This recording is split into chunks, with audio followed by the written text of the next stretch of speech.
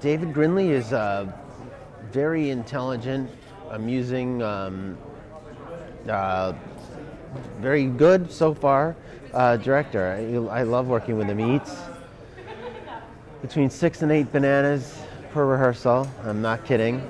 There was obviously quite a short list of who would be appropriate to play the lead character of Philip, who is quite a reserved, rather quiet and apparently passive character. And Matthew, particularly in the work he did in the film Election, was a perfect choice. I play a professor at Oxford, or a school like Oxford, I think it says in the play. And he's an expert in words and how words are used, a philologist, whatever that is. You know, we're on our feet and we're finding our characters and how we want to tell the whole story. And that then led us to, I've worked with Stephen Webber before, I thought he'd be superb to play the louche Don, called Don.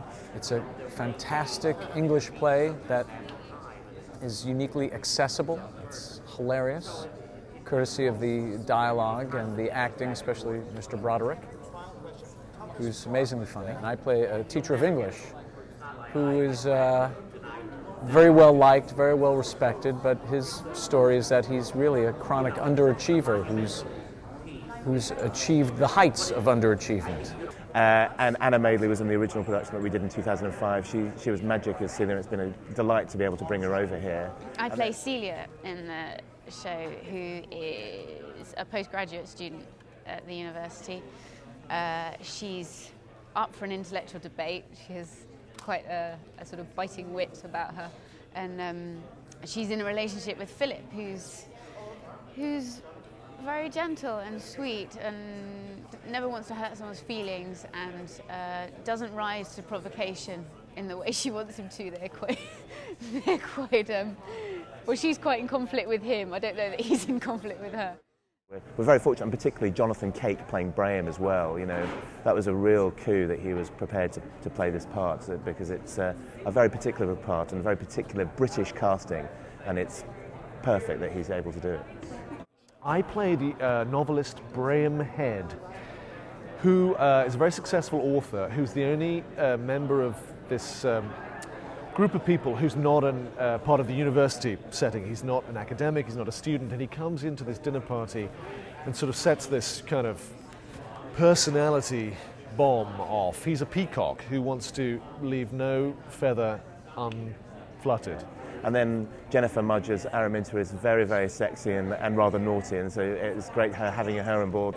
So it's kind of the misanthrope, but if the misanthrope, rather than being nasty to everybody, was nice to everybody, but it still drives everybody crazy.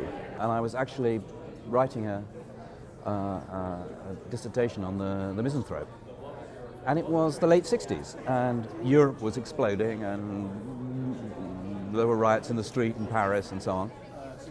But Oxford was completely tranquil. There wasn't any sign of what was going on in the outside world at all.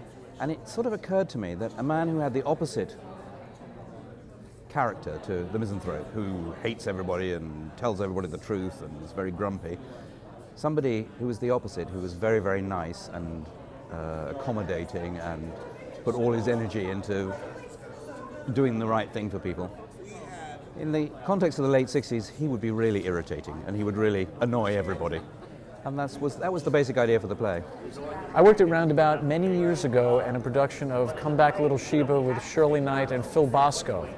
And I had a small role, but I was thrilled to death and saw those two titans. Well, I love working at the Roundabout. We did Pygmalion here in 2007, and the whole experience was terrific. And the key thing for me is that the level of support you get, and that really starts at the top. Todd is an enormously charismatic and willing, and it will sort of turn, you know, it will go to every length he possibly can, within obviously the financial constraints that particularly at this moment in time exist for us all, to deliver what you want. It's incredibly enjoyable. It's just a great play.